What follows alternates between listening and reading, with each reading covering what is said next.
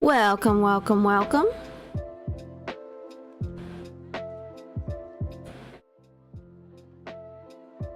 So today, we are going to go ahead and get started with doing some sticker art.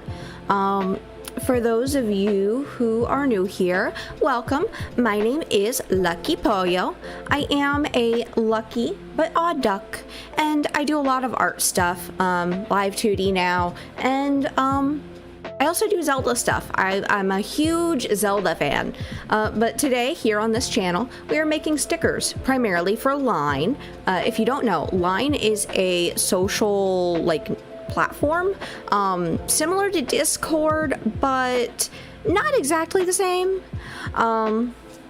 But that being said, though, they do have their own sticker marketplace, and so I've decided I'm going to make stickers for their application, and then also I'm going to repurpose those stickers for Discord and also for actual physical stickers like merch. I mean, I'm sure you've heard of people doing stickers before, so that's what I'm doing.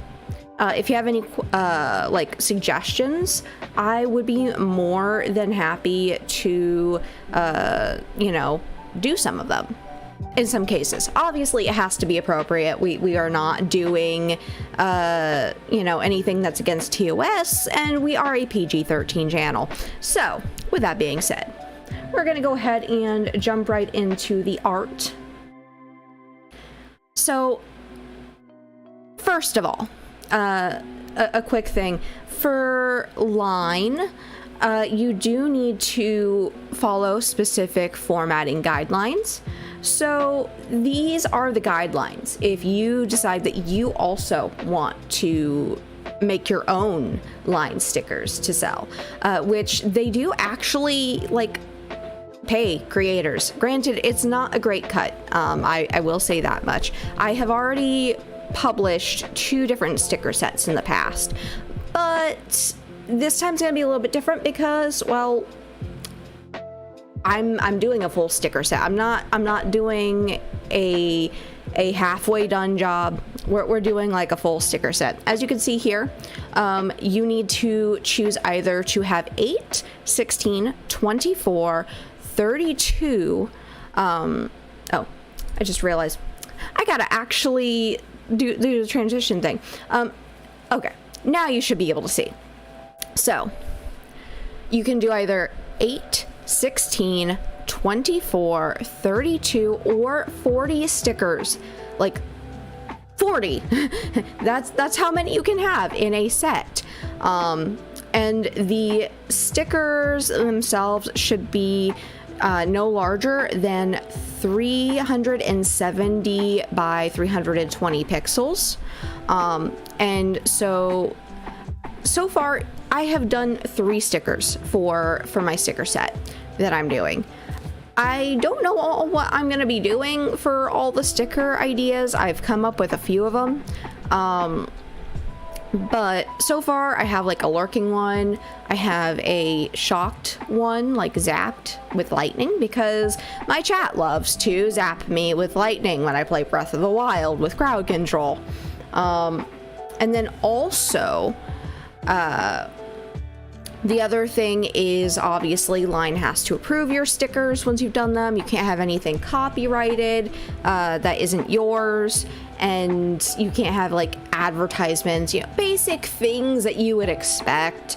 But the idea is I'm gonna make these stickers for Line, but then I can also use them for like merch or on Discord, because I have several open Discord sticker slots that I would like to use and, you know, have some fun stuff to work with.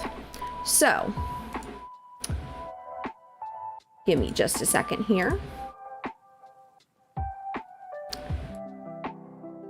I am going to move that. And now we are going to go ahead and get started with our drawing here. So I also had one I had started that I wasn't quite keen on. I also have my official color palette open here. But I personally have a Wacom Intuos comic tablet. It is an inky dinky little thing. And for the aspiring artist out there, let me tell you, you do not need to have fancy tools. Everyone likes to obsess over getting like a tablet that has like a screen and, you know, they can mount it, or, you know, whatever the case is. My tablet's very simple, whatever the case is. My tablet's very simple. I'm a very simple duck. It is literally like the size of a small paperback book, but it does the job. The way that I personally draw, because I know that a lot of people can't do the hand-eye coordination that you need, is I actually will hover the tablet above the canvas and not actually touch it to the canvas. But when you do this, you can see exactly where the cursor is. So there's not really any guesswork as to where exactly you're drawing. And because I'm not looking down to draw, I can actually just look straight at the screen and keep a better posture, which, you know, is kind of important when your entire work life revolves around being at a desk. But I digress. Something I like to do is I actually like to sketch in a kind of turquoise color. As you might notice, I mentioned earlier about the 370 by 320 pixels. That is the size of my canvas here. Line also says that it should be at least 72 DPI. DPI stands for dots per inch. In my case, I don't have a weak computer, so I work with 1200 DPI, especially because the canvas is not very big. So what this means is that the end result is going to be a lot clearer, and it's going to make for a much better print. I highly recommend, if you are going to print anything, that you use at least 300 DPI. You can use lower, but I do not recommend it. In my experience working with lower DPI, you get a lower quality image for your merch. So, I am thinking, I've already got a zap, I've already got a lurk. Maybe I will have Lucky Me holding a heart. So the way I would go about that, first, obviously I need to have, oh geez, I need to turn up the stabilization. Another quick thing for newer artists, if you feel like you have an unsteady hand, like me, You might want to use a higher stabilization when you're sketching. I just, you know, which reminds me, I should also probably name this layer sketch. So I would make a circle, another circle for the body, little nubs for the legs, and then naturally there needs to be a heart in the middle. I swear I am better at drawing than this. Pro artist here. Not symmetrical at all.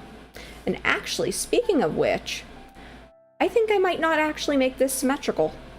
Might make it a little bit easier on myself here. A fun thing, you do not need to make symmetrical art. People do it, but I usually can't. What if the legs are going like this, like off to the side a little bit, facing this way?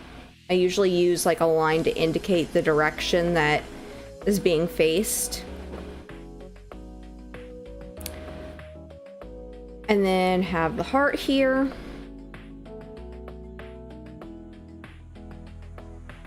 Little hands to hold it. And now here comes the part where, now that I have a basic sketch, I just kind of do this to make it bigger. Because while you don't want to fill the entire space, according to line, they expect that you have like at least 10 pixels of margin at the very bare minimum. Unlike with Twitch, where you're expected to kind of use all of your available space. Because stickers are bigger, line encourages a little bit of space on the edges.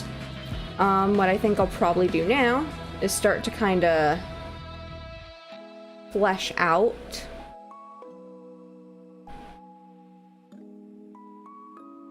That is awful. That is an awful duckbill. I do not know where that came from. I think I might start it more like this. Like that.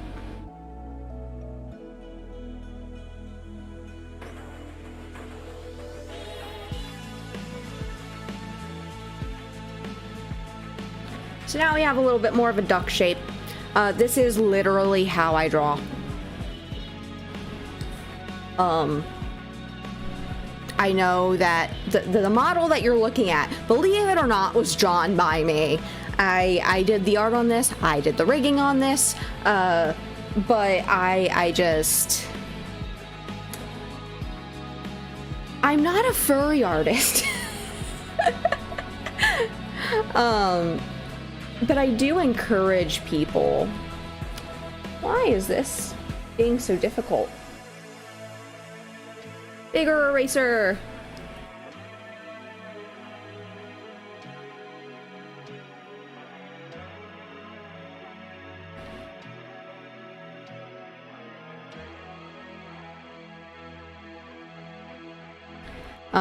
I'm not a furry artist, shockingly, despite the fact that this is my own character.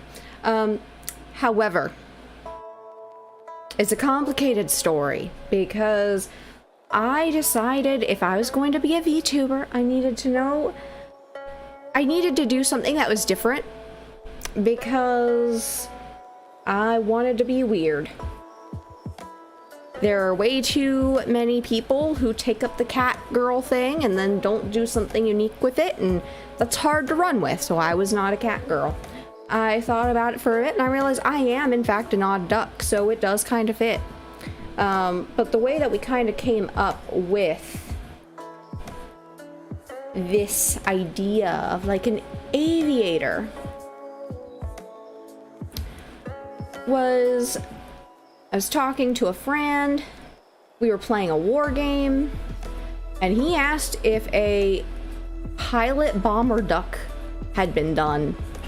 And I realized I had a hard time finding any ducks, much less any pilot bomber ducks. So, that's kind of how this came into being. I'm just kind of right now getting the basic shapes because as someone who does not actually have any natural talent in art, I have had to... Yeah, this goes this way. I am ignoring how weird it is. I'm just trying to get a basic thing here. Basic approximation of where everything goes. Because again, this is just the sketch part. I have not even fleshed out the actual head. As I realize this needs to be more like this. That's still not quite. You will see me do a lot of erasing. I am not liking this. I am not liking this. I'm gonna just excessively Control Z. I don't like this. You would think as someone who literally rigged this model that I would know what I look like in different positions. I don't. I think even the eyes need to move. Let's just go all the way back. So I had never even drawn a duck before when I made my first model.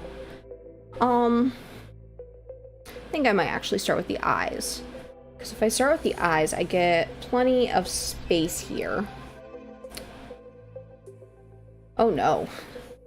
Can you tell that I can't move my arm in a proper way? Okay, this is still not...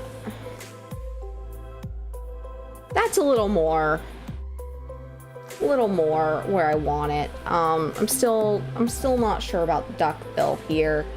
Trying to get duckbill right is a challenge, and you would think with the number of times I've drawn it, I would be better by now. No, I've improved marginally. Thinking what if it needs to be more over like the middle. In which case I need to be a little bit more like this. So let's just ignore this line here. So we got more like this.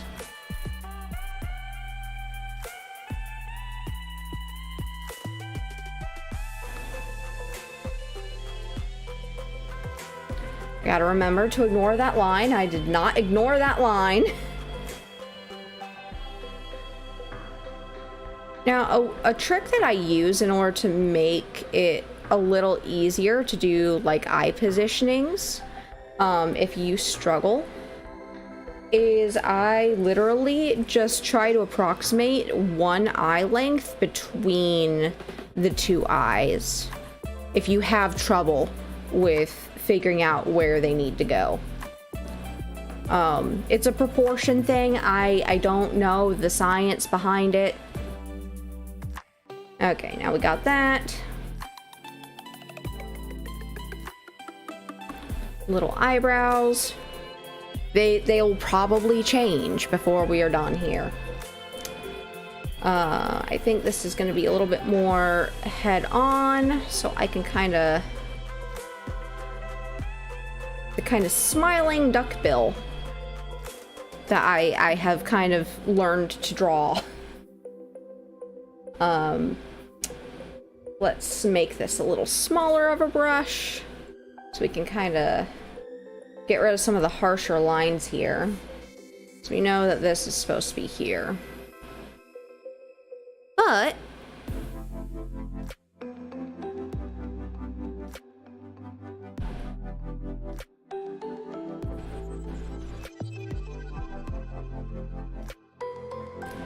okay, we're starting to get somewhere.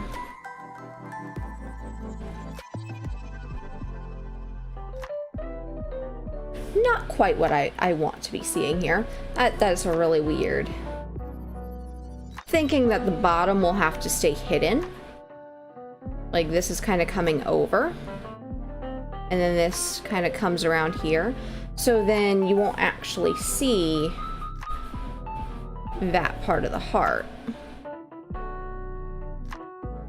Is my thoughts. And then this kind of comes in like here.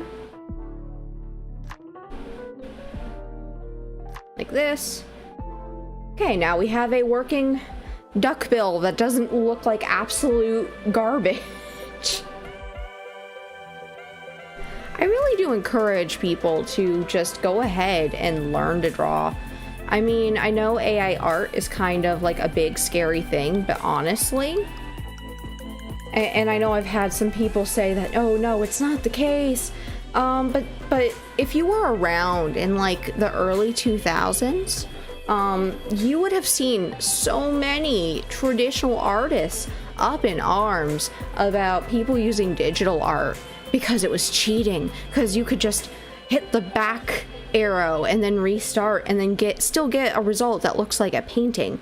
But the thing is like with AI, we have a few things to consider here. Number one is the fact that in order for AI to exist, it needs to have data, right? That means, number one, it can't even exist without artists. Number two, right now, the U.S. Copyright Office does not grant copyright knowingly to pieces of art or work in general that were done by AI, because it was not done by a human. Now, the reason why I bring this up is because the fact that it's mostly companies that are stealing the money from the artists here. And if people could quite literally take the things that they have made using AI without any repercussions, that is bad for brand image. Because, well, then you start turning into like the way that Sega operates with Sonic. And I'm pretty sure that some companies, such as Nintendo, are not a fan of that. Welcome on in, Aircraft. Nice to see you here. Currently making some stickers. Right now I'm coming up with a kind of heart one. Took me a bit to get the sketch of the bill in a decent position, but I hope you're having a good day. Also, if you have any like suggestions for sticker ideas, I am more than open. As long as it's practical. Because, well, I have to draw it, obviously. And also, it has to be TOS friendly. So...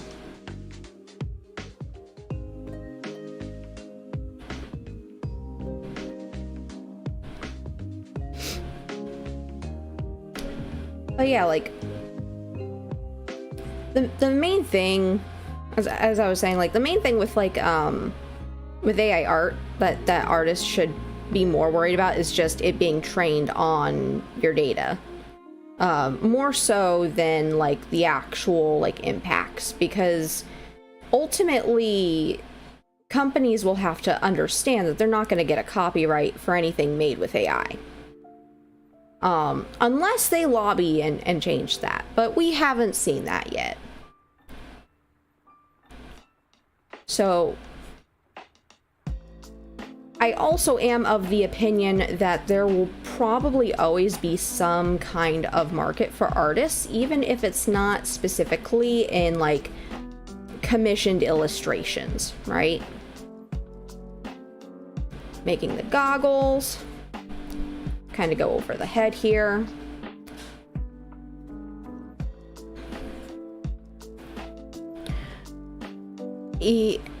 Because it is AI, right? Yep, pretty much. The thing with, like, copyright is the U.S. Copyright Office will not give you a copyright knowingly if your work was made using AI.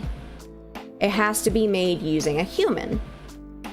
And so that does give artists some level of protection, in the sense that, like, a company can't actually, like, legally protect their property if they decide to use AI for their work. At least not anything that was a part of it that was made by AI. Such as, like, the specific, like, opening sequence of the new Marvel show, The Secret Invasion. Like, that's something that could, in theory, be taken by some random person and really mess with the brand image, which is obviously a problem for the companies. And if it's a problem for the companies, well, that's, you know, one more win for us as artists. But that being said, even if, let's say in a hypothetical, that companies lobby and they get the US Copyright Office to take back that ruling that it has to be made by humans. I think I might also move this down now that I am getting to the hair, because her hair is very, how do you say, messy? Your partner wants to use AI to make online content. I would personally say, just like, if you're going to use AI, understand what went into it, and understand also, like, the legal ramifications it could potentially have later on.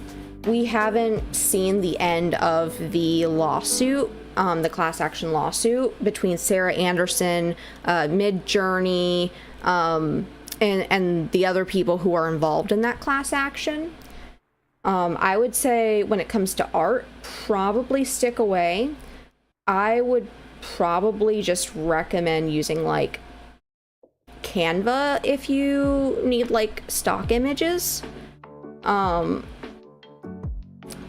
I know some people will, like, use ChatGPT for, like, the actual, like, word content, but something I'm seeing a lot of, and I think that you might agree, is that there comes a point in some of the content that you make with AI that you kind of can tell, but not really. Like, it's very generically worded, if that makes sense. And it's kind of at the point where, like, you have to make more unique content for people to actually, like, tune in and look at what you're doing. I've seen plenty of AI videos with, like, lots of views, but I've also seen a lot of videos that just did not go anywhere because it was kind of just generic, unoriginal content. So that is something to keep in mind. I personally don't really use AI that much. I mostly use it for identifying plants and things like that, but that's about as far as that goes. I don't use it to create art. I don't use it for, like, even really my writing. My work wanted me to use it for writing, but it just does not apply to the things that I have to write. I'm writing policies and procedures about a very specific thing, and that's not going to be in the ChatGPT training base. Yeah, I would definitely say, Aircraft, that if you're going to use it, do your research, like I have done for myself. Don't force yourself to do something you aren't feeling quite comfortable with. And like I said, just be very wary about, like, the AI art, because you could have some copyright issues later on. That's not as much of an issue with ChatGPT. However, we don't know what the courts are going to decide either. Also, like I said, ChatGPT kind of produces really just generic writing. Trying to figure out the best way to kind of show her holding this. I feel like it should be, like, a little bit of, like, a squiggle here. Like this. squiggle hand. While I could draw actual hands, this is supposed to be like a cute chibi, not quite fully fleshed out piece.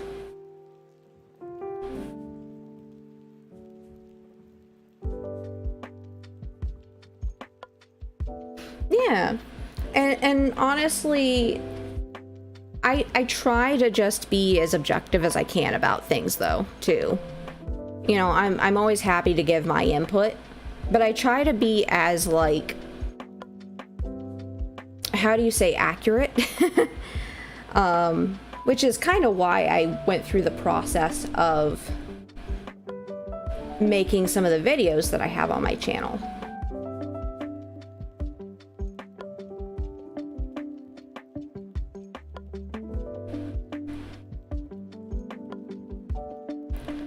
Kind of make that one over here. Probably gonna need to make this one a little bit bigger.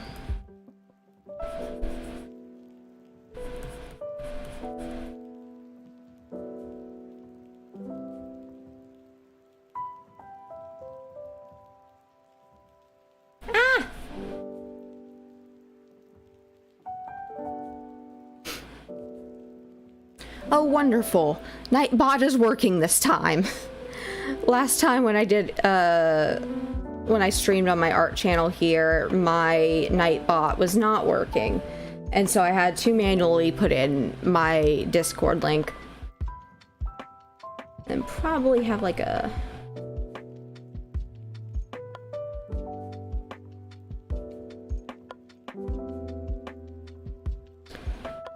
And then that way, kind of bring that out a little bit like this.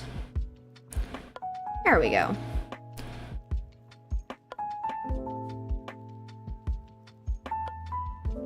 A few more squiggle hearts. Ah! I want to have an actual squiggle. Here we go. So now we have our sketch, as you can see here, chat.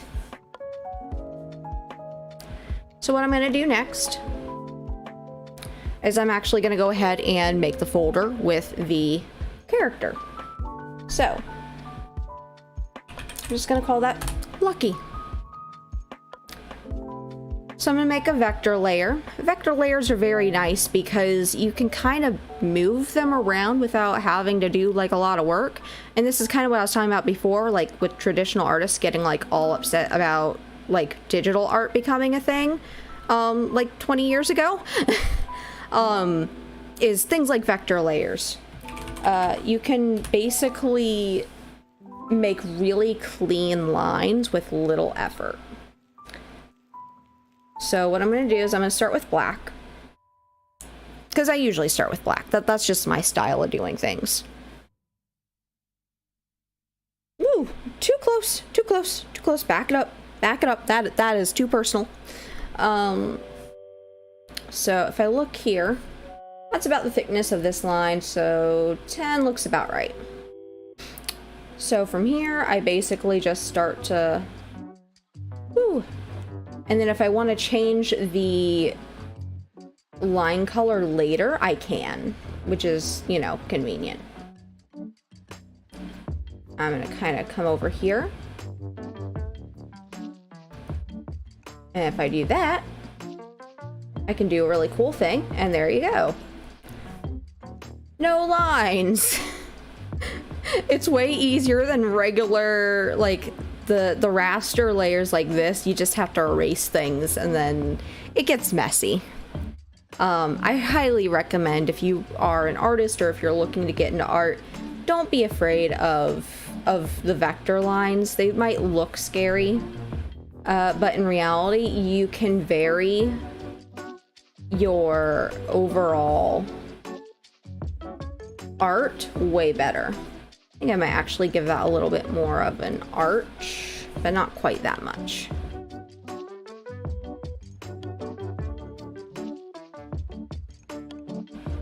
And that way it's a little bit easier seen since it's so, like, so small. for the eyelid. Ah! It's a little thick, so I might bring that down.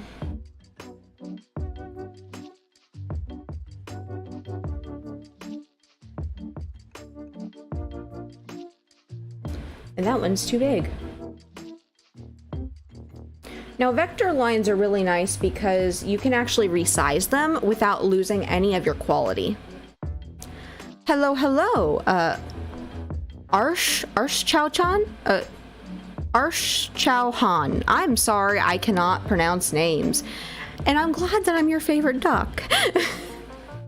I don't know many ducks, but, you know, it still feels nice. We are doing sticker art today because I need to make stickers. As I mentioned previously, when it comes to like line stickers, which is what I'm making actually. Give me just a moment here and I can actually show you. But if you look here, you can actually see these are the guidelines if you wanted to make line stickers. You have to have 370 by 320 pixels as your maximum. You have to have either 8, 16, 24, 32, or 40 stickers in a set. But I'm making line stickers because you can sell them on their marketplace, and I do still use Line. It is a messaging app similar to Discord. But also, I plan to repurpose these stickers for Discord as well.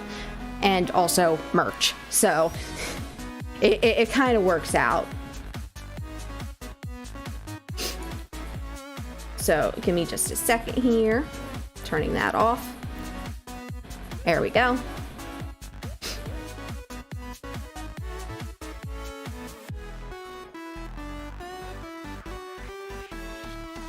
So now. Okay, thank you. Arsh Chauhan. Arsh Chauhan. I'm gonna have to remember how to move my mouth in that way. You would think as a multilingual person that I would... Oh. Oh. Thank you for the subscribe. Thank you. Appreciate it. I forgot what I was saying.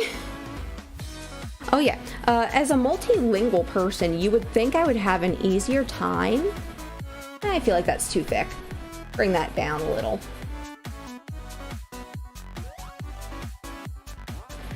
You'd think as a multilingual person that I would have an easier time pronouncing different names. But no, I definitely struggle.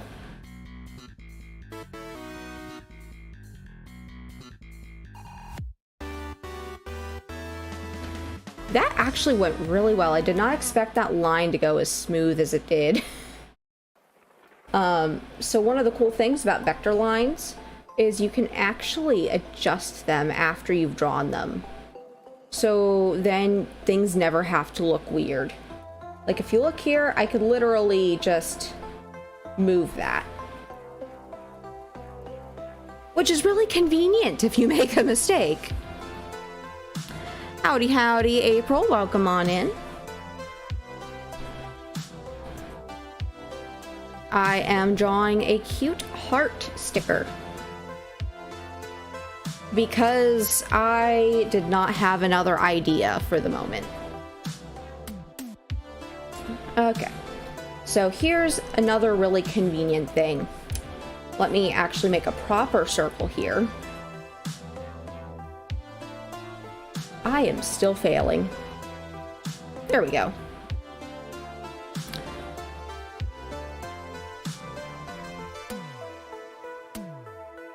So then here I can actually get rid of that.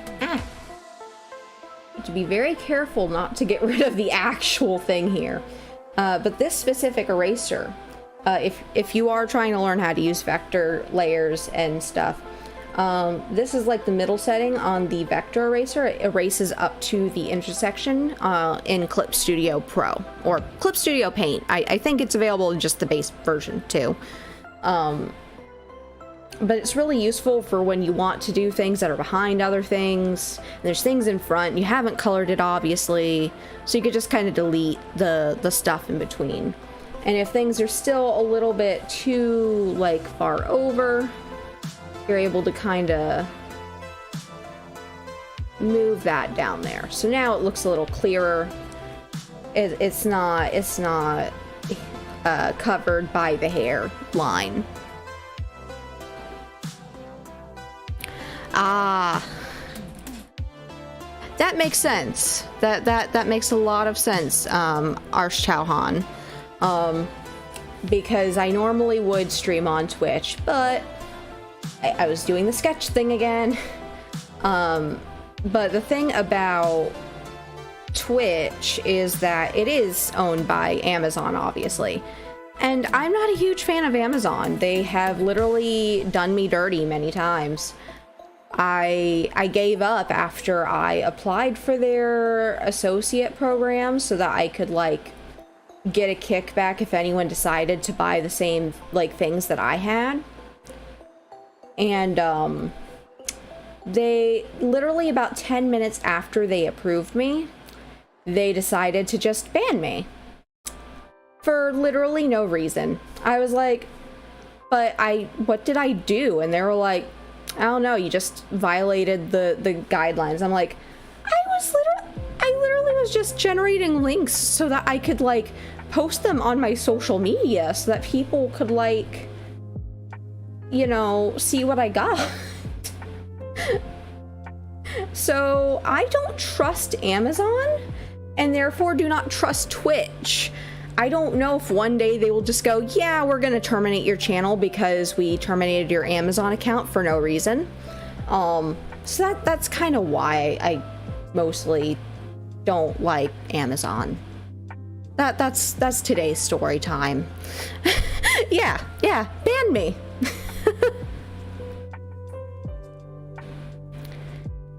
So because of that, I don't trust Amazon. If they're willing to ban someone who's trying to promote them, I'm sorry, but no. I literally was just putting the stuff in like my Twitch and my YouTube.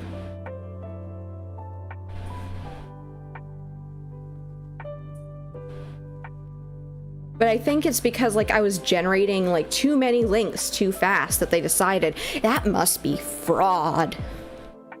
And just they wouldn't talk to me.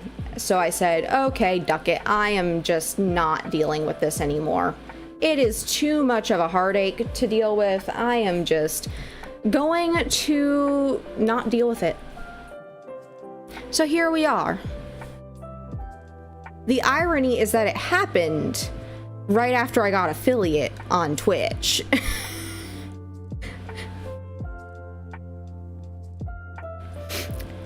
Yeah, I would say very good reason. I don't do things just because. Well, sometimes I do, like I'll play games just because, or I'll draw things just because, but I don't just completely uproot my shopping habits and lifestyle just because. Like that's not something I do.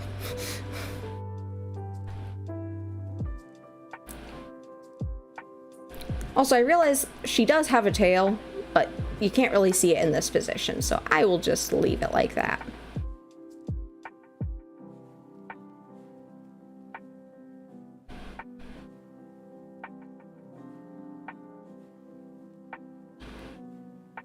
And then this kind of comes over like this. And then I can erase this. But yeah, I've not had the most pleasant experience with Amazon. So, I'm over here on YouTube, which I've actually, you know, kind of enjoyed. It doesn't have the same community, which kind of sucks. But it does have quite a decent reach. Funny enough, I actually have more subscribers here on YouTube than I have followers on Twitch. And I've done more on Twitch, just for the record. So that's why I say, like, YouTube is kind of, in general, for discovery, a better platform. Even for streaming. Shockingly. But the thing that you get on Twitch you don't get quite on YouTube is just how quickly you can find people who stream. And that's kind of the kicker here. Because everyone... I deleted the wrong... I was trying to draw. Everyone's, like, always trying to figure out, like, how do you find people who stream on YouTube? And that is the million-dollar question. However, I realized I did not draw her cheek fluff over here, so I'll just draw it now. So Twitch does have, like, a bigger streaming community. But for, like, discovery, that's YouTube.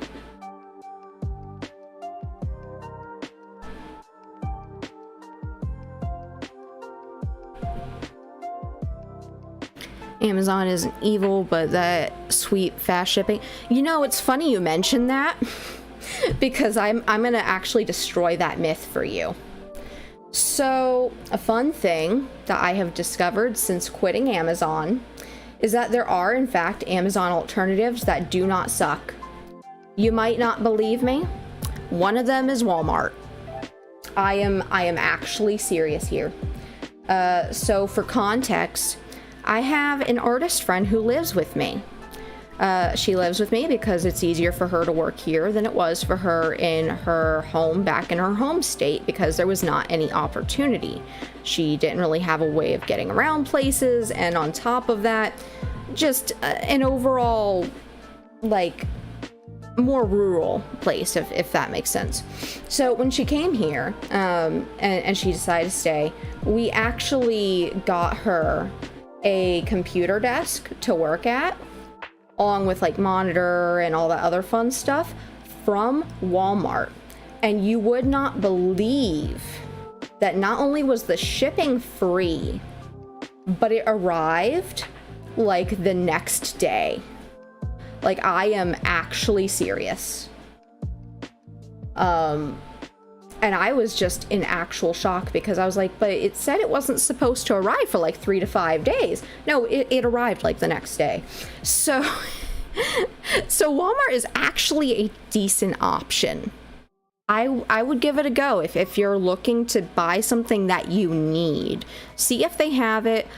Just bear in mind you will want to make sure that you are looking specifically for Walmart as the vendor and not like third-party sellers, because like Amazon, they do have third-party sellers, but also like Amazon, those third-party sellers can sometimes have, well, not the best quality of stuff.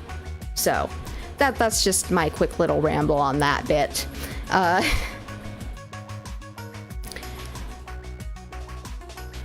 Been too shy to post on YouTube. You do post on TikTok. Yes.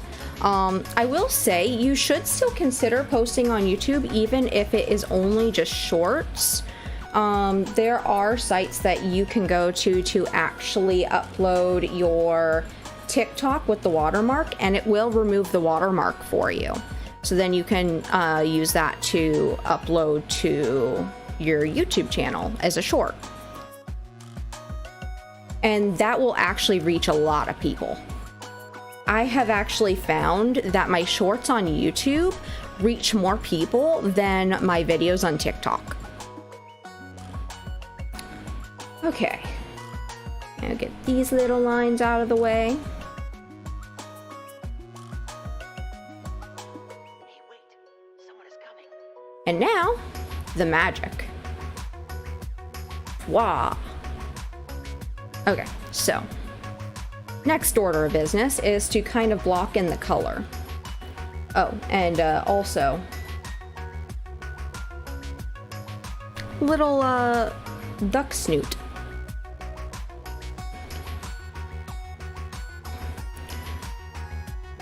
Yeah, YouTube definitely does have a better recommendation algorithm.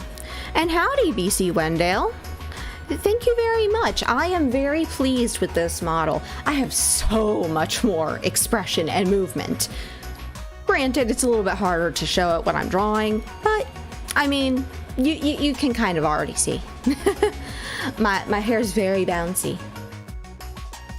And also, I have eye physics, which is not something that my original model had, because I learned how to actually do live 2D. So this is what I'm going to call my base color, right? So the way I do this is I do that, right? And then I will invert it and then expand by a pixel so it fills everything in. I'll find a gray color and I do that. So now you'll notice I have a little bit of gray outside, and that's okay. But the whole idea for this is to make sure that it's easier to color later. And then also when it is finally done, we want the like color to not have like any like openings, if that makes sense. Sometimes if you just try to color without actually putting down a base, it's a lot easier to end up with a situation where you have some invisible areas that you don't know about. And then you find out later when it's on something, and because it's transparent, you can see the background through it. A great example is actually my zipper in my original model. I have an empty space in my zipper in the original model, and it is so awkward, but you can't see it because it's at the bottom, which was a good thing for me, but not so much for my model. So I just kind of clean up any edges from the gray because I did expand it by a pixel. Oh yeah, YouTube promotes shorts. Occasionally I get a short that does not pop off at all. Like my most recent short on this channel, which is basically me just showing off my zipper. Which, you know, is understandable. And it was a work in progress, but okay. I think I got everything about covered. So now I can actually start going in with colors. Also, this is going to go into the folder. That's also going to go into the folder. Everything goes above the base color. So I think I'm going to start with the hearts. So for these, I'm going to find a nice kind of pinky, hot pink color. I just kind of come in here like this. It's literally this easy. Again, this is probably why the traditional artists were up in arms originally when digital art became a thing. Because some of it literally is just click, fill, click, fill. So we got the hearts done. Base, fluff. So now I'm gonna go over here to my colors, grab this. Also, because we save our work on this stream, I do highly recommend, as always, if you are drawing any kind of art, always save. I am saving right now. You cannot see the pop-up window. I discovered after recording some videos that apparently you need to have a separate source for pop-up windows. So, yeah. So I'm just finding a quick place to save it in with my stickers I've already started. I'm gonna call this one Heart. Okay. Quack. Welcome on in, Alianne. Nice to see you. Which, by the way, I don't know how shoutouts are done for, like, YouTube, but Aline over here is a good friend. They actually have their own channels. If you like Final Fantasy content, World of Warcraft, that kind of thing, they do a lot of that. So I do recommend checking them out. It's nice seeing you popping in. I am just currently doing the quick coloring Although there technically should be a line there, I'm gonna leave it because it'll get very crowded with the lines there otherwise.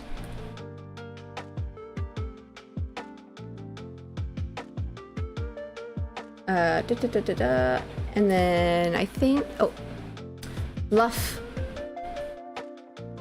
And then fill in the gray.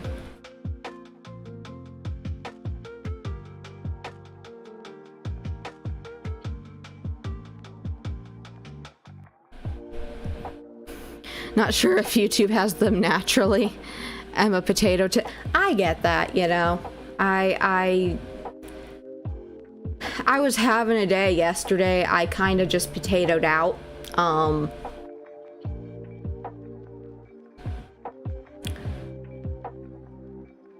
And I think the next one I'm gonna do is gonna be maybe the duckbill.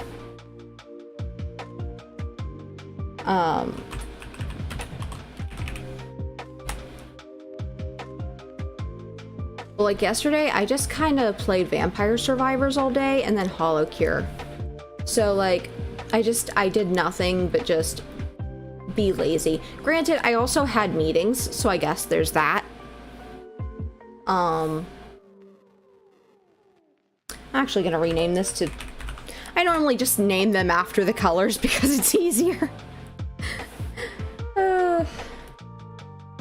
Coming in here, coming in over here. And then also, if you're wondering why I didn't do this heart the same as these, like on that same layer, it's because it's part of like the main part of the character, and I'm probably going to do a lot more rendering detail on this, and so I want it to be easier to find, if that makes sense. Been playing Diablo 4. I heard a lot of people really were enjoying that. How is it, by the way? Because I have not played it. In fact, I have not played any Diablo games.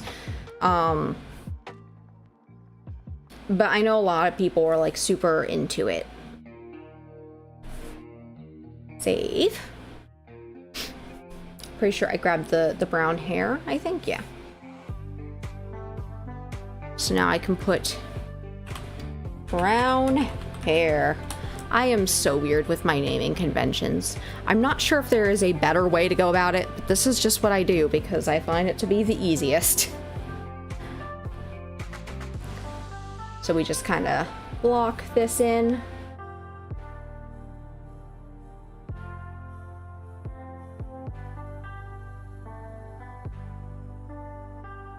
All right, trying to see if I'm missing any of the brown areas.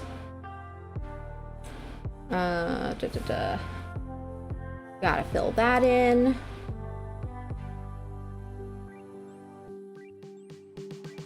Fill this. I know a lot of people do like the expand one on like the inside color, but I do not because I find it tends to end up outside the lines. I don't know why this is. That is just what happens to me. Love it. I play with Scott and your girls. I mean, if you're having fun, that's the most important thing. I like all different kinds of games. I go through phases. I'm thinking the next color. Oh, I am a dumb. I forgot about this. I gotta do this part of the hair because I forgot. ADHD.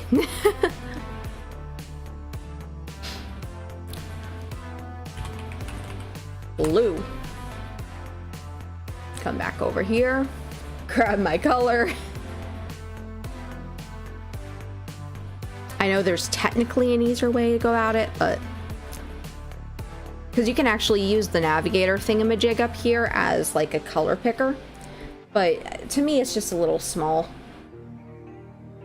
So I like to just use the tab and then just, because also if you notice, I also specifically for each one, you can see here, chat, I literally have like the hex number, like the RGB for anything. So if I need to use it on the web, if I need to use it, you know, in my art, I can.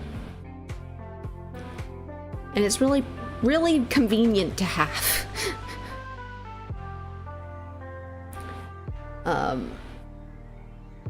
I also like to use these like little like label thingies because it just makes it easier to keep track. Oh no, I just found a blank spot. I like to use my secondary color when that happens because then I could just come in here and like, but you have to make sure you're not on the wrong layer. I've done that where I've been on the wrong layer and then forgot to switch back and then just totally messed up the drawing and had to redo a chunk of it. It's not a good thing to do, so I recommend double checking every time.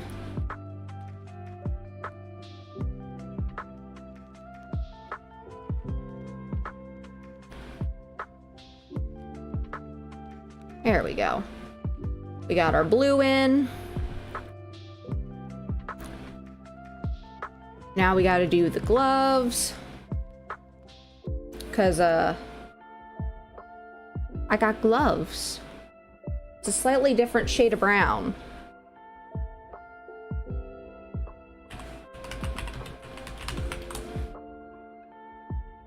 And then just like before, literally that easy. All right, and then now I'm gonna move on to goggles. And I think I will put it up here just in case I go outside the boundaries here. Goggles, purple.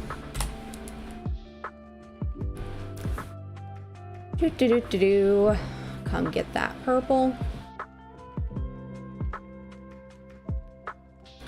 And then we just fill this in.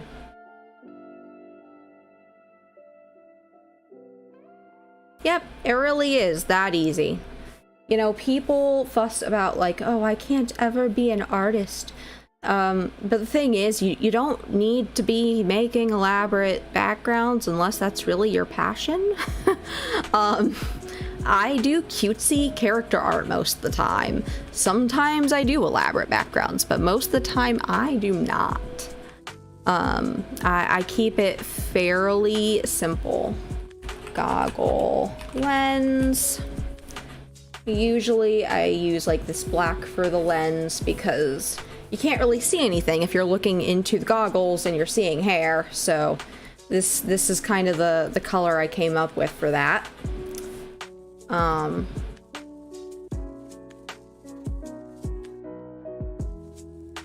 then of course I can do a little bit more to add like depth and stuff, which I'll be doing shortly. But the last one to do is going to be this heart before I start doing like all the shading and stuff. And yes, art really can be this easy.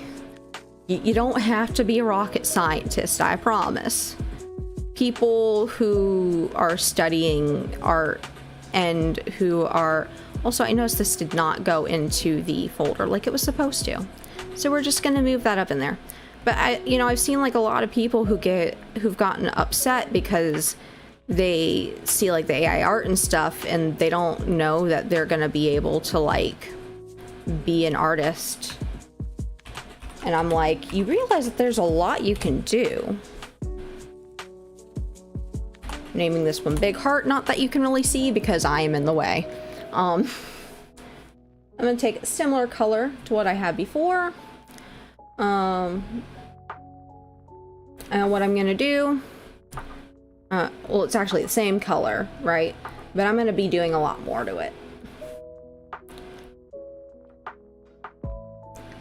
So now we got that color in. Gonna save it real quick because we have positive habits on this channel, and we always save our work.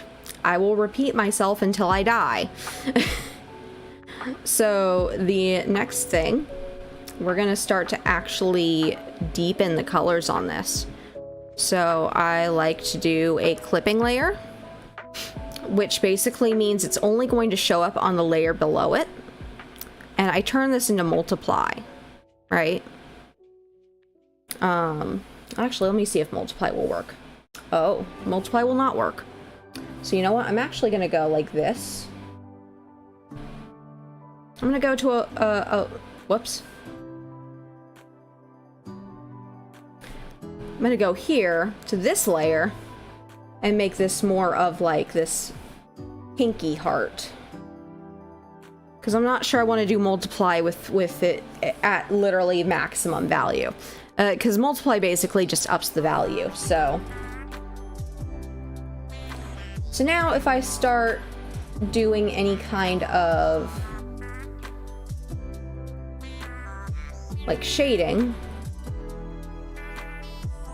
the multiply makes this a lot more intense.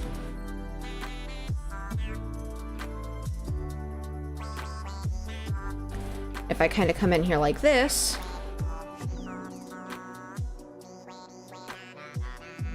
and while this looks random, and it kind of is, you'll notice I'm focusing on mainly the areas where there's like more shadow. Like things are gonna be, you know, creasing a little bit. You're gonna see a little bit of shadow, but at the same time, I'll come in with another layer, right? Come in with like a really light pink.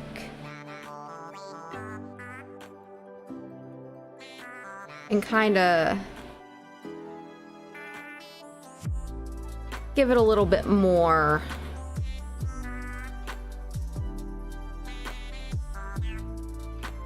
so you can kind of see how that is coming together.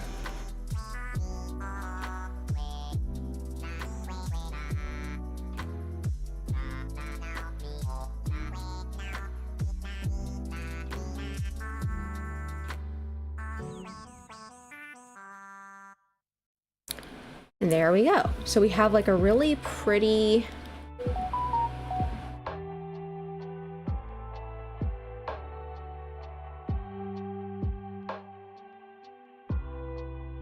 we got some shine going on.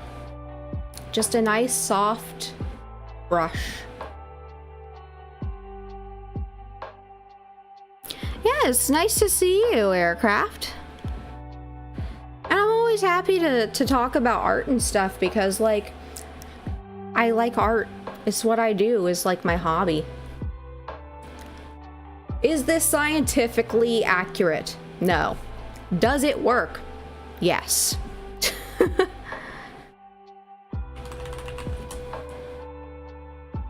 So now we have kind of like this cute heart. We have a cute couple other hearts that are more flat around. So now I can kind of put some depth into the rest of the character here. So I'm gonna come over here for this color, and I'm gonna kind of work from the top down, I think. And we're saving it as always, because, you know. And now we're gonna come up to the goggle lens. If you recall, I have them up here to kind of provide a little bit of depth, if you will. I am going to copy this color. I'm going to add a multiply layer. I'm going to call this depth because we are looking for depth in our goggle lenses here. And the way that I do this part is I kind of just do like, oh, multiply. I forgot to do that part, so I'm gonna kind of erase this real quick. Okay, we'll try this again. Like in this middle area, I have a little bit darker. Come to think of it, I don't even really need to have like the thing around it. So we give it a little bit more depth, right? And we'll do another one on top, but this time it's going to actually be a shine. So I take the color that the like edges of the goggles are, and then I kind of just take a like one of the like brushes I want to use. In this case, it's the soft airbrush, and I kind of just do that.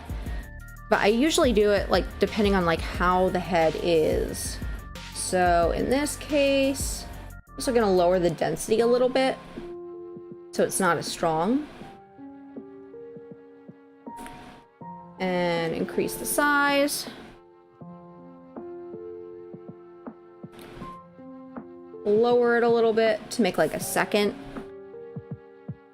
So now we have a little bit of a shine. Now, because this one's facing a little bit different of a direction, the light shine is going to be a little bit different. If you think about it from like a technical perspective, if you have light that's shining from more like above, it's going to look a little bit more like this, right? Obviously, we're not going that hard though, so it's going to be like that. Now, while that might look like a sloppy gradient right now, we're going to do another thing really quick. Where we literally color the lines. Ah!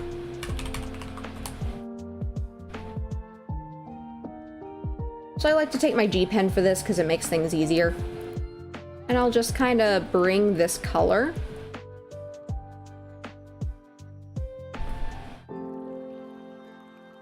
just along the rim, because the rim of the goggles are actually shiny and metal.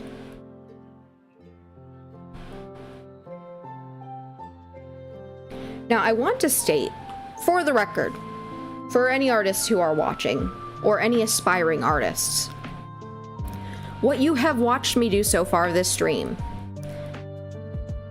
do not draw from imagination. I technically have drawn from imagination here, but it is using principles I have learned. It's not me just randomly placing things because I think it looks good. It's because of just things I've studied. So, like how I mentioned, like depth, you know, being able to see a little bit of a darker area underneath the shine, and that kind of thing, you know? So I like to kind of come around with this, you know. And then as for the heart over here, I might take like this color and kind of bring it down to more of like a red and see how this looks. Oh, that looks better already. We're gonna color this line. It's gonna be like this nice dark red. And it's just gonna look so much better.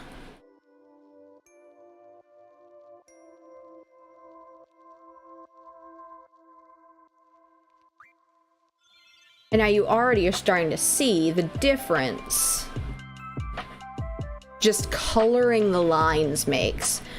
When I first started doing art, I did not color. I only drew traditional art. I drew with pencil paper. Sometimes I would line my art with like gel pens or like, you know, ink pens. And I found out one day why my drawings looked so bad, aside from just not having the fundamentals underneath me. And that was mostly just something as simple as just lines, you know, your lines. I like to have like a clean line, which is a little bit of a problem because some of the really cool line work looks like more gritty, right? But in my case, I like to have more clean lines. But you can still make them look good by coloring them, even if they are more clean. So I have the heart part colored, and actually if we take a step back here, you can actually start to see how this is coming together.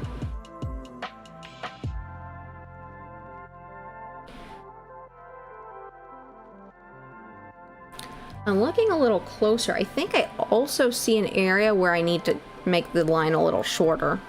It's another fun thing about doing this that you will learn. Yep, I was not wrong. Let's just bring that back.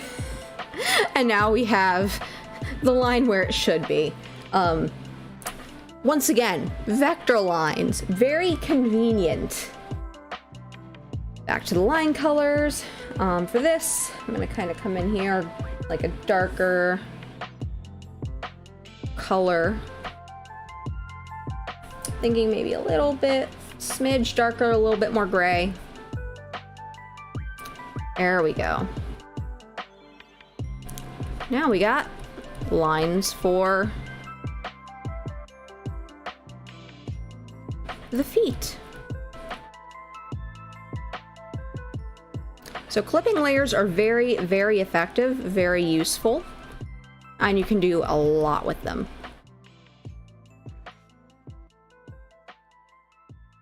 Whee! It's also kind of satisfying seeing like the lines get recolored. I'm not gonna lie.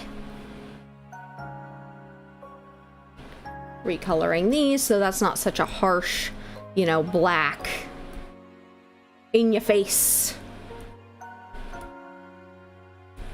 And it's okay if you don't completely cover all the black. A lot of times it'll kind of blend in and it'll look natural, even if you miss a spot. But coloring things in their actual color can really... Realize I accidentally got on the heart. No. Okay. We avoid the heart. So yeah. And there's just something really just therapeutic about just coloring the lines once you're done.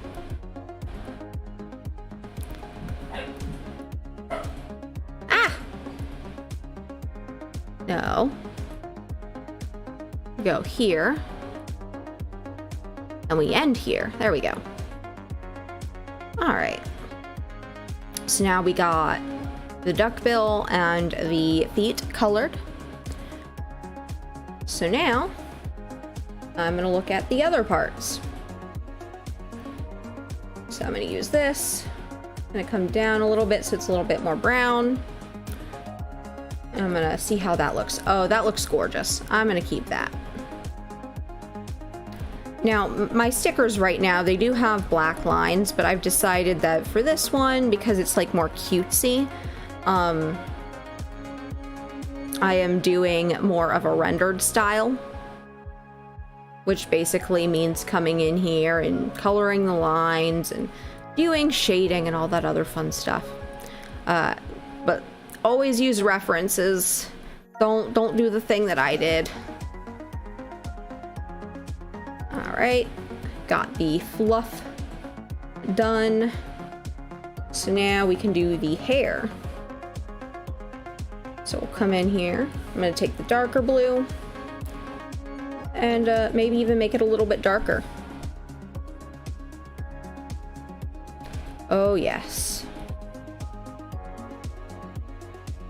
Am I the only one who thinks it's really cool getting to see like the lines change color? Like, I know I've done this for years with clipping layers, but it's still just like amazing to me.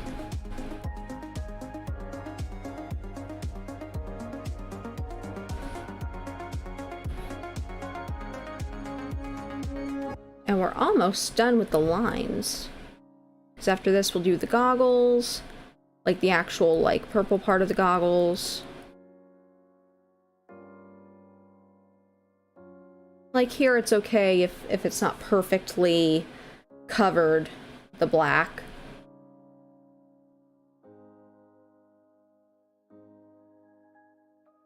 Because it's between the rim, which we're trying to not recolor, and the blue hair.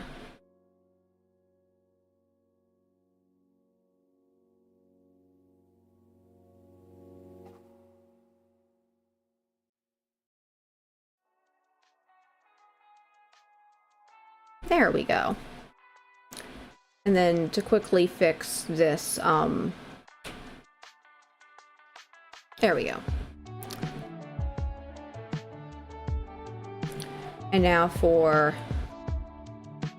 the brown.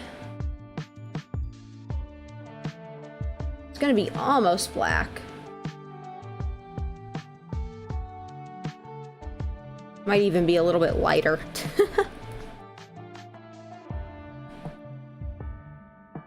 But that's okay, because it just needs to show up against the... No! Against the other colors.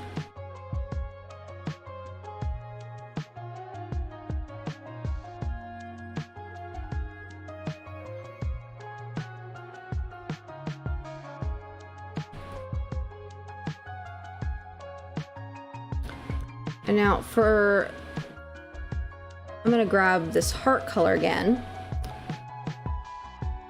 Because I realize I also need to come over here. And then kind of...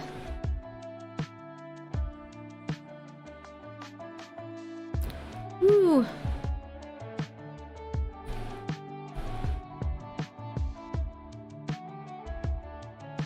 Like, you can't tell me, if I zoom out, that this... I guess that looks alright. But I kind of like the more, I guess,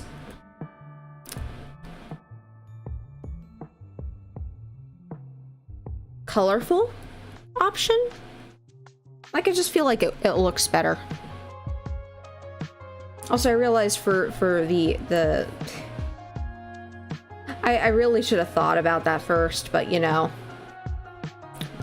Although I did also notice in the base fluff there's like a gray spot over there. That will fix. Okay. That's fixed. Alright, and then the thing I wanted to color was these.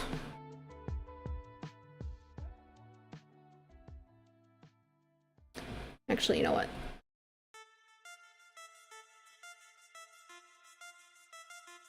I'm gonna do this, and then this. And then that should work better, because I'm gonna have to also color the brown hair. Which...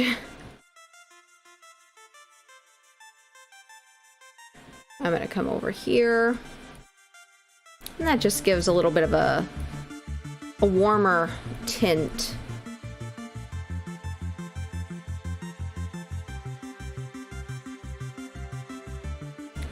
Gotta keep the lashes dark,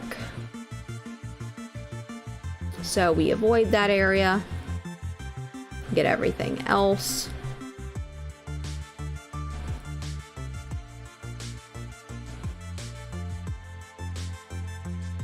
And also gotta get the goggles. And then I have to do the actual shading of the actual character.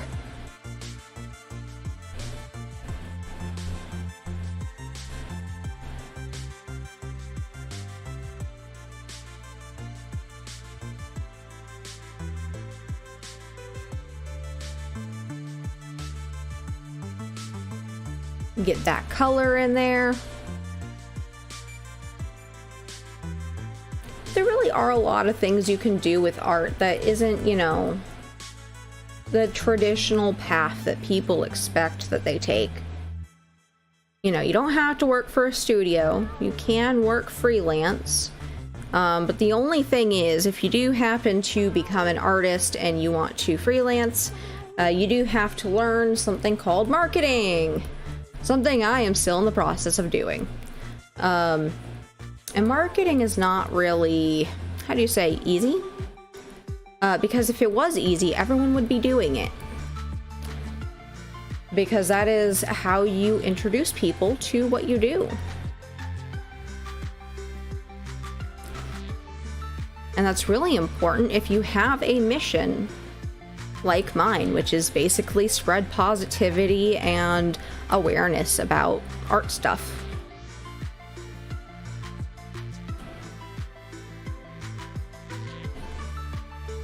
Because while I am not a proponent, I am not a fan of using AI art, I do understand it unfortunately isn't going anywhere.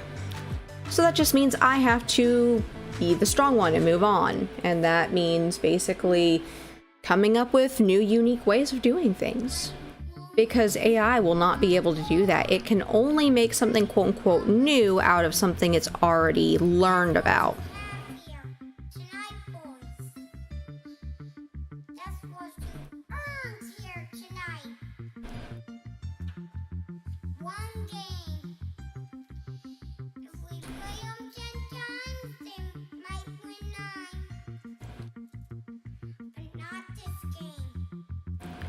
Alright, I think I got about all the lines, I think.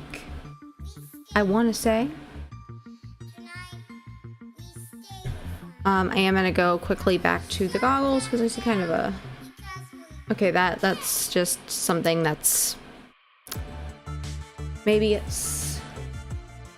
I'm trying to figure it out here. It looks like the brown is showing through just slightly.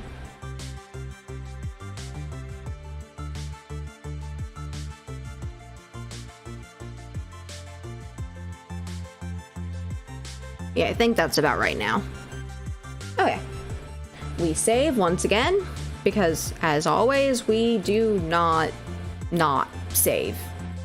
I'm also gonna get this little corner over here because I noticed it's a little bit empty. Okay, I think we're about done with that part. So now we can actually start coloring.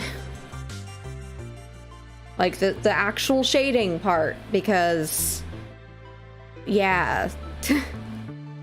For this, I like to use this for smooth surfaces. Right, I gotta also make this multiply. So we multiply this and a little bit of shadow.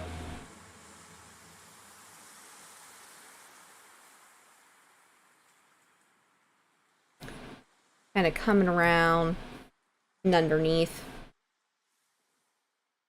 On the note, though, of things being weird, got a few gray spaces. Fixed now, though. I probably do not have the most efficient method of coloring, but it works. So, whoops. Wrong layer. This is what I mean about coloring on the right layer. So, just kind of bringing in a little bit of a... that's a little bit big of a shadow. Okay, that works. Bring the density back up because I realize it's a little light now. Now while I could cell shade this, I'm a little bit lazy for that today, so we are doing basic shading.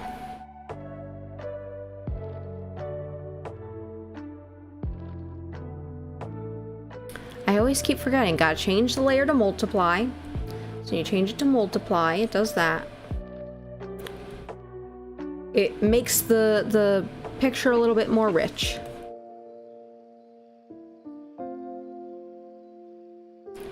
Gonna bring this under. A little bit of a shadow around the face. This is not a science, I swear. Now we can look at the hair here. Actually, I think I'll start with the blue hair first. Let's do this. Multiply. A little bit up here. And then closer to the inside area. And another thing you're able to do is you're always able to turn down the opacity so it's not so intense. If you find that it is intense. That isn't always the case, though. Like down here when I did this heart, this was like perfect in my opinion. So yeah, we're gonna do next to the brown hair, do some multiply layer stuff to give it more depth. Although, oh no, that's doing the weird thing. I hate when it does that. So I'll kind of bring this down a little smaller. So that's kind of like that. And I can kind of... And now I can kind of bring this up.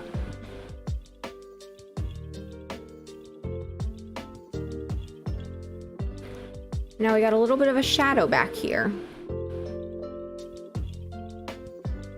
Now this one is a little bit intense, so I'll probably turn this down.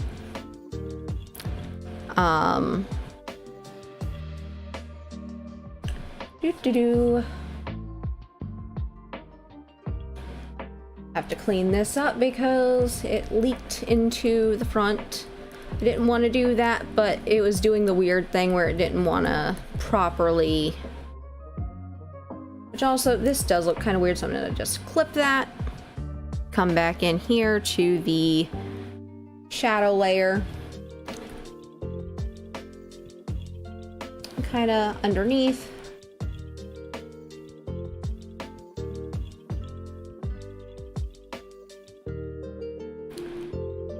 And then I also kind of want to make the eyebrows a little darker. So I'm going to do that.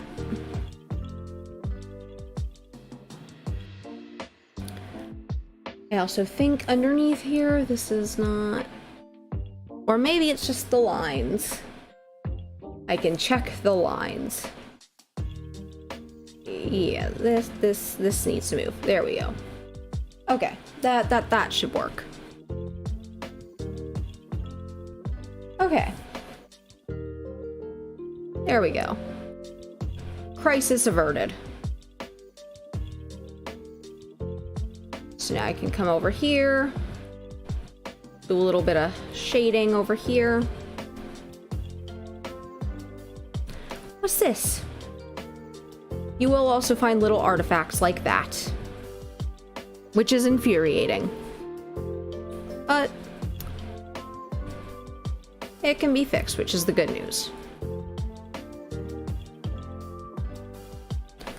This is not a scientific study of hair. Just fair warning there. I'll come over here, back to the goggles. Do some of the shading. Multiply. Darken that.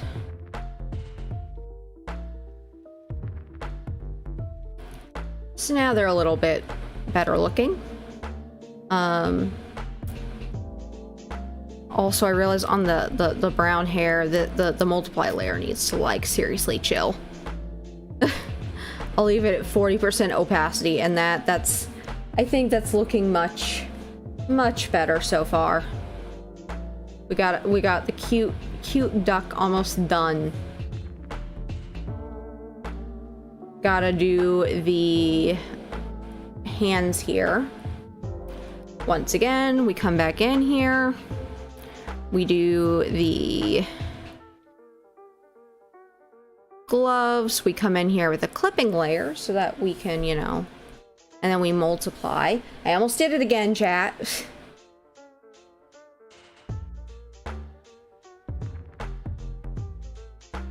And I'm just gonna kind of make that like that, so the light's coming from, you know, a little bit off to the side, but still above. So now here's the really fun part with this, chat.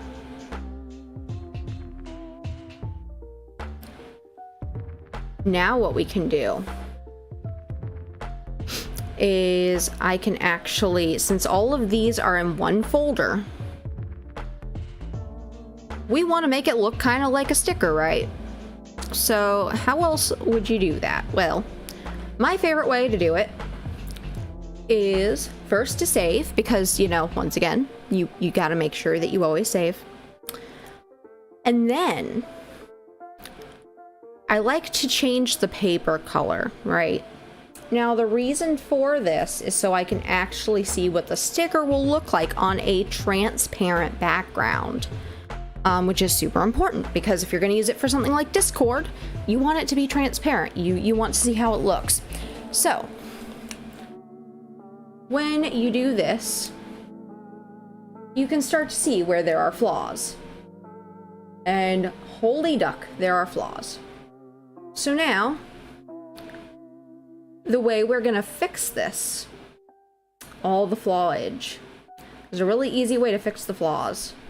Because you can see, like, the little gray peeking out here. Little remnants of, like, the black. You're gonna forget about that in just a moment, including the fluff that is out of bounds. The reason you're gonna forget about it is because of that. Look at that. And now, to go a step further, we duplicate this, right? We'll call this Lucky Shadow. You might already be seeing where I'm going with this.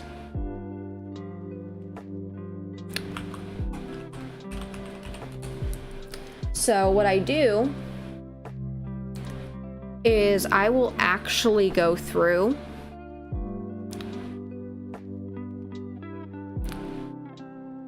I will actually hide everything, right? I will merge the visible layers, right? Everything is now captured into this. Now, I'm going to come in here, turn this on. Now it is covered with black. You probably are wondering, why would you do that? I'm gonna come back in here. I'm gonna go to blur, Gaussian blur. I'm gonna make this maybe like 12.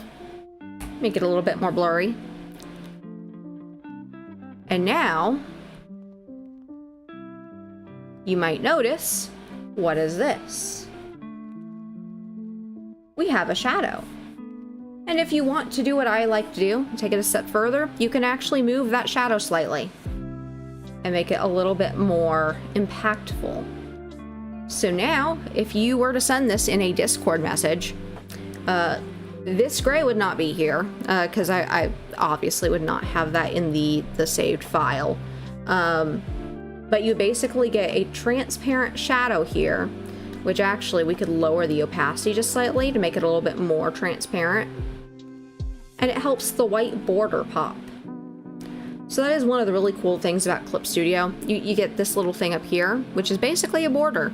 It allows you to put a border on anything. You can also change the color of that border. That is exactly how I do my text, to make it more like pop out on like my thumbnails and stuff. So yeah, that is the sticker I made today. If y'all have any suggestions for stickers I should do to add into this set, I would love a comment, either in chat if you're here right now, or in the actual comments of the live stream if you watch this after it's been broadcasted. Because I do think that overall it's really useful info to be able to just make your own stickers, especially if you are an artist, because merch is one of the ways that content creators make their money. So at the end of this all, we do have, in fact, what will be a workable PNG that we can add into the line store. So yeah.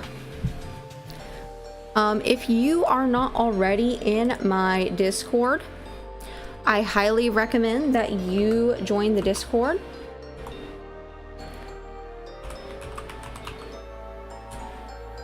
As that is where I like to post my schedule and stuff. There we go. It actually posted this time. Woohoo! And that's where I post my updates for the most part, along with my Twitter, which is the Discord and Twitter are both in my description here as well.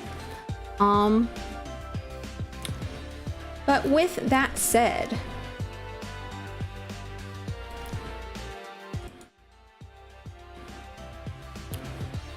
what? Wrong one. There we go.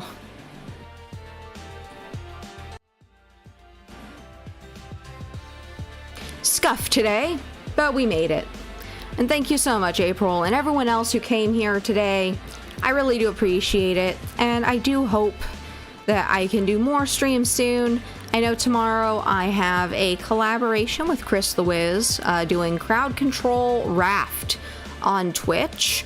However, I will be also doing another one on Monday, same thing, but not a collab. If you like to watch interactive things, I recommend popping in. You can actually control things happening in the game. Super fun, great time for everyone. And once again, thank you. I appreciate everyone who came today, and I'll see you in the next one.